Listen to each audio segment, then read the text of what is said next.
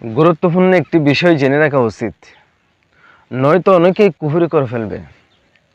অনেকেই কসম বা শপথ করার সময় মা বাবার কসম, ছেলে মেয়ের কসম, মাজিদের কসম, অথচ রসুল পাক সাল্লাল্লাহু আলাইহি ওয়াসাল্লাম বলেছেন, আল্লাহর নাম ব্যতীত অন্য কিছুর নামে কেউ যদি শপথ করে সেই জন্য শিরিক করল, সেই কুফরি করল, নাউজুবিল্লাহ।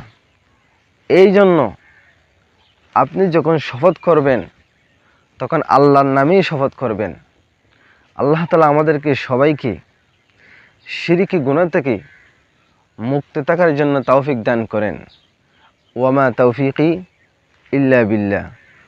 আসসালামু আলাইকুম ওয়া রাহমাতুল্লাহি ওয়া বারাকাতুহু।